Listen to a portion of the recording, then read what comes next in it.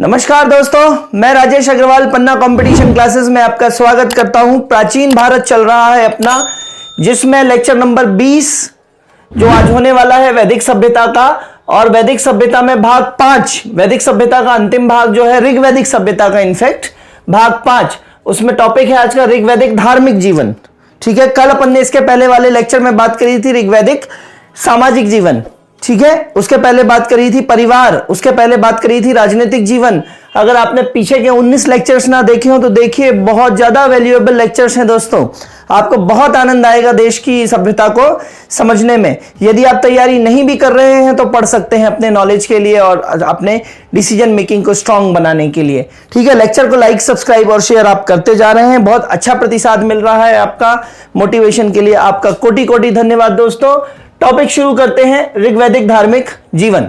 ठीक है, पशुचारण जो करते थे ऋग्वैदिक आर्य जो थे, वो पशु चराते थे और युद्ध करते थे। तो पशुचारण के कारण जो है, जब चारागाह समाप्त हो जाते थे तो कबीले स्थानांतरण करते थे। तो स्थानांतरण से जो आर्य थे वो प्राकृतिक शक्तियों से बहुत ज्यादा प्रभावित थे।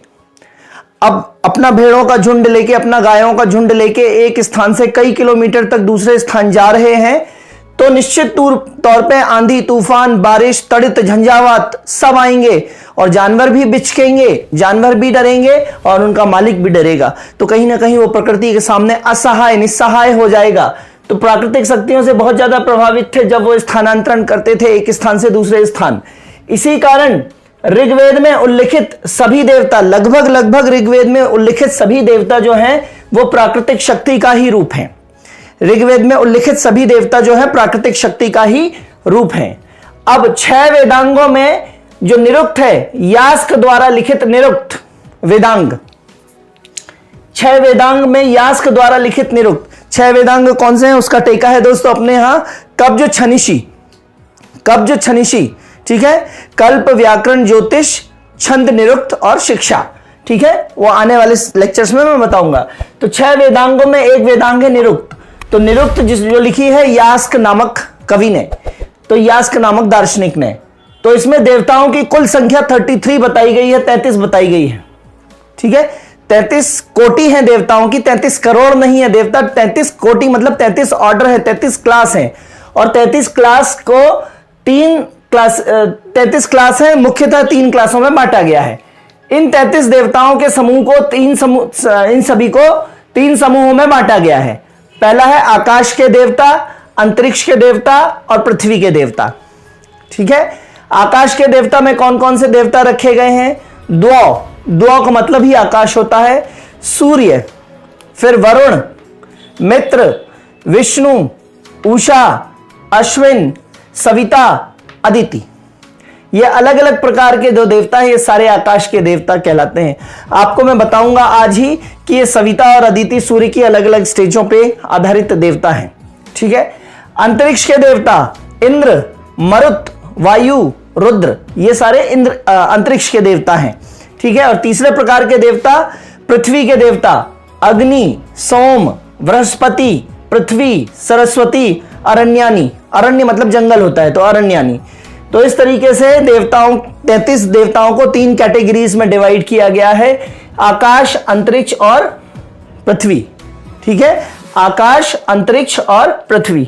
ठीक है, फिर अब इनमें से महत्वपूर्ण देवताओं की चर्चा हम करने वाले हैं। तो सबसे पहले सबसे महत्वपूर्ण देवता की चर्चा करते हैं, जो कि है इंद्र। ठीक है दोस्तों, तो इंद्र जो है वो सबसे महत्वपूर्ण देवता है 33 देवताओं में। युद्ध के देवता कहलाते थे इंद्र, इसीलिए आपने देखा होगा कि क्षत्रिय समाज के बहुत सारे लोगों के नाम के आगे इंद्र प्रत्यय लगा होता है। नरेंद्र सिंह परमार, देवेंद्र सिंह परमार, बालेंद्र सिंह, लोकेंद्र सिंह। तो उनके क्षत्रियों के नाम के आगे इंद्र प्रत्यय क्यों लगा है, आज समझ में आया है दोस्तों आपको? क्योंकि वो युद्ध के देवता, युद्ध का प्रतिनिधित्व करते हैं। क्षत्रिय समाज क्या करता है? युद्ध का प्रतिनिधित्व करता है, इसलिए उनके नाम के आगे इंद्र प्रत्यय लगा है, क्योंकि इंद्र जो है वो युद्ध के देवता है। ठीक है, फिर पुरंदर अर्थात किलों को ध्वस्त करने वाला भी कहते हैं। इंद्र को क्या कहते हैं? पुरंदर। इसके पहले अपन ने वैदिक सभ्यता में पुरप पढ़ा था। पुरप मतलब दुर्ग रक्षक, तो पुरप मतलब दुर्ग रक्षक। तो पुर का मतलब कहीं ना कहीं दुर्ग या किला होता है। तो पुरंदर अर्थात किलों को ध्वस्त करने वाला भी कहते हैं। आप मुझे बताइए कि एक महान हस्ती है महाराष्ट्र की जिन्होंने पुरंदर की संधि की थी। कमेंट बॉक्स में बताइए कि पुरंदर की संधि किस महान हस्ती ने करी थी। भोसले समाज के थे, ठीक है। तो पुरंदर अर्थात किलों को ध्वस्त करने वाला भी कहते हैं इंद्र को, और ये मेघों को रोककर वर्षा कराते थे। इंद्र जो थे वो मेघों को रोककर वर्षा कराते थे, और ऋग्वेद के कुल 1028 सूक्तों में से 250 सूक्त इंद्र पर आधारित हैं। तो सर्वाधिक सूक्त मतलब श्लोक या ऋचाएं तो 1028 है कुल ऋग्वेद में, 10वें मंडल में कुल 1028 हैं, और 1028 में से 250 किस पर आधारित हैं? इंद्र पर। ठीक है दोस्तों, तो ये हो गया इंद्र के बारे में। वर्षा के देवता भी हैं, युद्ध के देवता भी हैं, ठीक है। नेक्स्ट अग्नि। अग्नि जो है दोस्तों वो दूसरे महत्वपूर्ण देवता हैं। इन पर 200 सूक्त मिलते हैं। इंद्र पर कितने मिल रहे हैं? 250। अग्नि पर कितने मिल रहे हैं? 200, ठीक है। तो इन पर 200 सूक्त मिलते हैं, और सबसे इंपॉर्टेंट बात कि ऋग्वेद का पहला मंत्र अग्नि की स्तुति से ही आरंभ होता है। ऋग्वेद के जो 1028 सूक्त हैं इसमें से पहला मंत्र जो है वो अग्नि की स्तुति से ही प्रारंभ होता है। अग्नि, अब इंपॉर्टेंट, अग्नि क्यों महत्वपूर्ण है आर्यों के लिए? तो अग्नि जो है वो यज्ञ में दी गई आहुतियों को देवताओं तक पहुंचाता था। यज्ञ में जो आहुति हम दे रहे हैं उन आहुतियों को आग के रूप में देवताओं तक पहुंच रहा है, वो धुआं और आग के रूप में। अर्थात कहीं ना कहीं अग्नि जो देवता थे वो मनुष्य और देवता के बीच मध्यस्थ थे। बहुत ज्यादा इंपॉर्टेंट, अग्नि मनुष्य और देवता के बीच मध्यस्थ का काम करते थे। आहुतियों के द्वारा अग्नि की लपटें देवताओं तक संदेश पहुंचा देती थी कि मानव चाहता क्या है, मानव के मन में क्या है, ठीक है। तीसरे देवता हैं वरुण। वरुण मतलब तीसरे महत्वपूर्ण देवता हैं, और इन्हें ऋत, नैतिक या प्राकृतिक नियमों का संरक्षक कहा गया है। ऋत, ठीक है। ऋत या नैतिक या प्राकृतिक नियमों का संरक्षक कहा। नैतिक नियम क्यों? क्योंकि ऋत आपने सुना होगा, ऋतु चक्र चलता है। महिलाओं को जो मेंस्ट्रुअल साइकिल चलता है, निश्चित दिनों में जो रक्तस्राव होता है उसको मेंस्ट्रुअल साइकिल बोलते हैं इंग्लिश में, और हिंदी में बोलते हैं उसको ऋतु चक्र।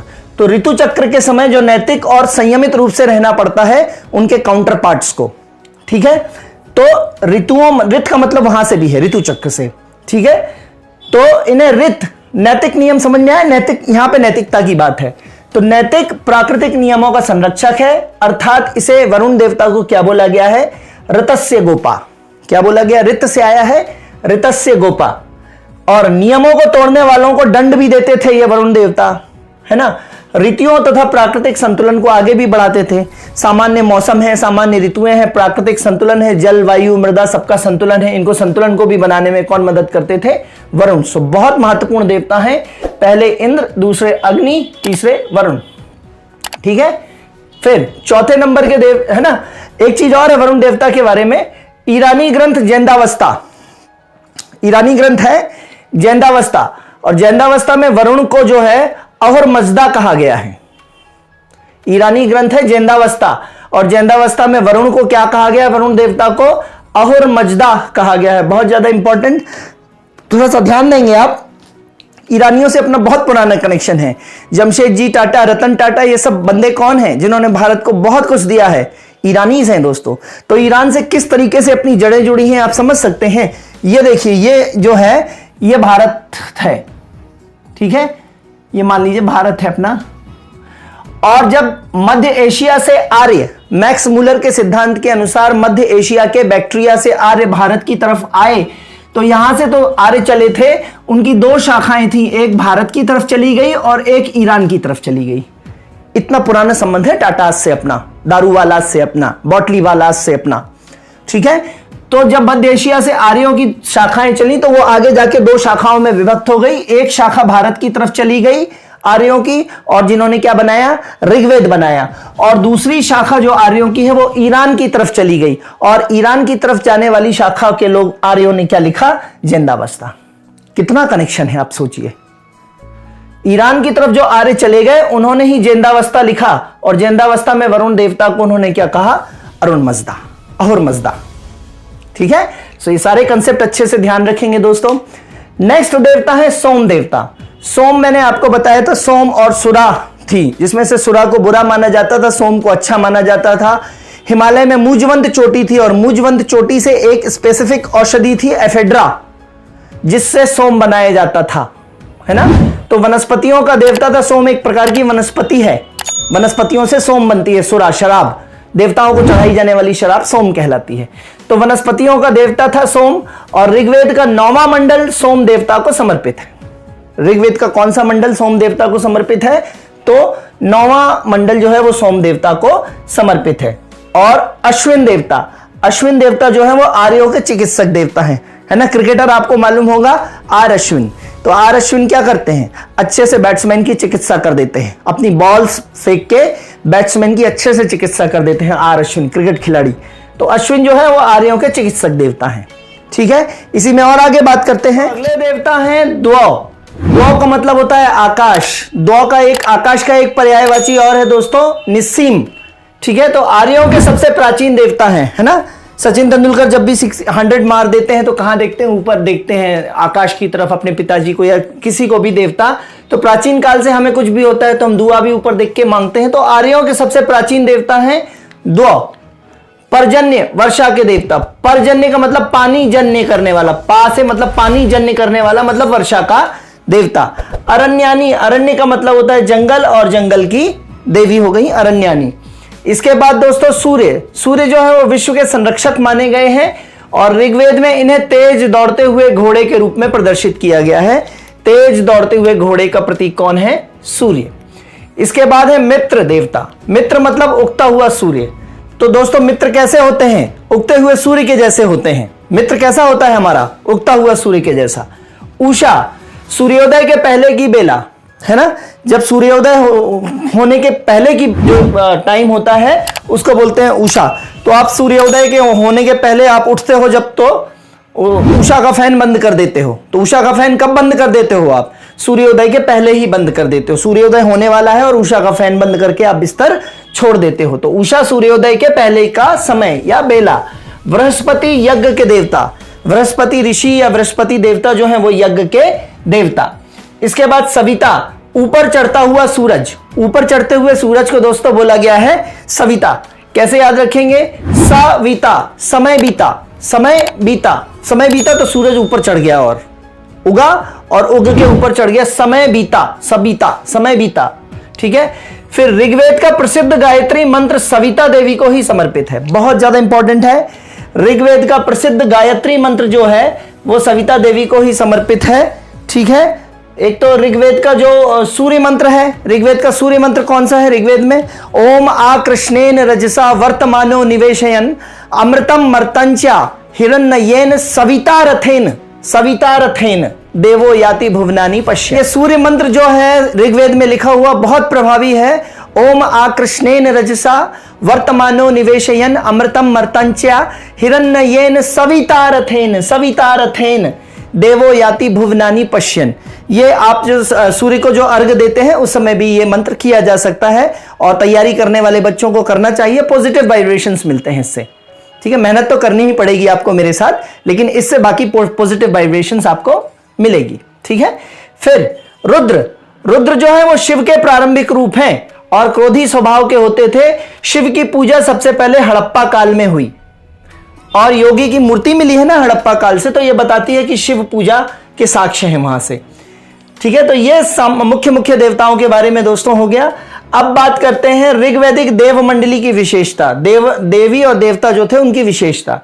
तो ऋग्वैदिक देव मंडली जो थी वो पुरुष प्रधान थी, देवियों को गौण स्थान मिला हुआ था, देवियों की संख्या भी कम थी देवताओं के मुकाबले। यहां तक कि उषा और अदिति जैसी देवियों का उल्लेख सम्मान के साथ नहीं हुआ है। उषा और अदिति जैसी देवियों का उल्लेख सम्मान के साथ नहीं हुआ है। इनफैक्ट इंद्र ने उषा को, कहीं इंद्र द्वारा उषा को दुर्व्यवहार करने का भी वर्णन ऋग्वेद में मिलता है। इंद्र द्वारा उषा के साथ दुर्व्यवहार या उनको जलील करने का वर्णन भी ऋग्वेद में मिलता है। देवताओं की आराधना जो है यज्ञ द्वारा की जाती थी, यज्ञ ऑर्गेनाइज करके और जो है यज्ञ करवा के देवताओं की आराधना की जाती थी। और यज्ञ का लक्ष्य क्या होता था? भौतिक सुख समृद्धि प्राप्त करना। इस लौकिक जगत में भौतिक सुख समृद्धि प्राप्त करने के लिए क्या करते थे? यज्ञ। और यज्ञ में जो अग्नि थी वो मनुष्य और देवता के बीच में क्या थी? मध्यस्थ अग्नि देवता। पढ़ा चुका हूं। ऋत की संकल्पना क्या है? Concept of rta. तो ऋत की संकल्पना मैंने आपको ऋतस्य गोपा भी पढ़ाया है। तो रित की संकल्पना संसाधनों पर सामूहिक अधिकार होना। संसाधनों पर सामूहिक अधिकार मतलब ये समाजवाद का कंसेप्ट है दोस्तों, कहीं ना कहीं, ठीक है। और यही नियम संयम भी है। संयम का मतलब क्या है कि हम सारा ना खा लें, अपरिग्रह ना कर लें, हम सारा हम ना जोड़ लें। समाज में सबको अधिकार है सब कुछ पाने का। तो संसाधनों पर सामूहिक अधिकार था। निजी संपत्ति की अवधारणा नहीं जन्मी थी। कैसे जन्मेगी निजी संपत्ति की अवधारणा? जमीन की कीमत ही नहीं है, मुद्रा चलती नहीं है, जमीन की कीमत नहीं है, तो निजी संपत्ति की अवधारणा कहां से जन्मेगी? ठीक है। तो इस तरीके से दोस्तों यहां पे धार्मिक जीवन, ऋग्वैदिक धार्मिक जीवन समाप्त होता है और वैदिक सभ्यता का ऋग्वैदिक काल यहां पे आके समाप्त होता है। अगले लेक्चर में आपसे सबसे पहले मैं वैदिक साहित्य की बात करूंगा। साहित्य की बात करने के बाद फिर उत्तर वैदिक काल आपको ढंग से समझ में आएगा। लेक्चर पसंद आ रहे हैं तो लाइक, सब्सक्राइब और शेयर करिए। मेरे साथ मेहनत करते जाइए, उत्साह बरकरार रखिए। तब तक के लिए धन्यवाद। Goodbye. जय हिंद दोस्तों।